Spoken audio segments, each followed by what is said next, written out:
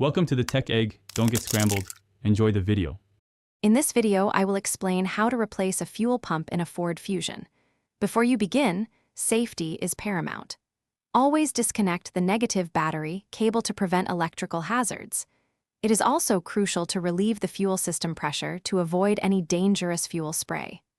Work in a well-ventilated area, far from open flames, and have all your tools ready, including a specialized fuel line disconnect tool. This preparation ensures a safe and smooth replacement process. Now, let's get to the fuel pump itself. You will typically find the access panel located either under the rear seat cushion or within the trunk area, beneath the carpet. Gently remove any carpeting or trim that covers this access point.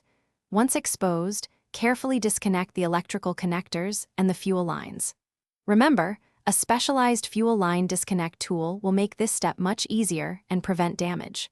Finally, use a specific tool to loosen and remove the large fuel pump retaining ring. With the retaining ring removed, you can now gently lift the old fuel pump assembly straight out of the fuel tank. Take a moment to inspect the inside of the tank for any debris or contamination that might have accumulated. Now, carefully lower the new fuel pump assembly into the tank, making sure the new O-ring is perfectly seated to ensure a proper seal. Finally, replace the retaining ring and tighten it securely, but be careful not to over-tighten it, as this could cause damage. You are almost done. Reconnect all the fuel lines and electrical connectors, ensuring they are firmly in place.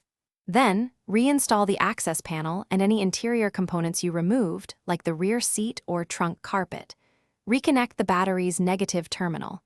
Before starting the engine, cycle the ignition to the on position 2 or 3 times for a few seconds each time. This primes the fuel system. Finally, thoroughly check for any fuel leaks before you start the engine. Thanks for watching. Consider subscribing if I helped unscramble your problems.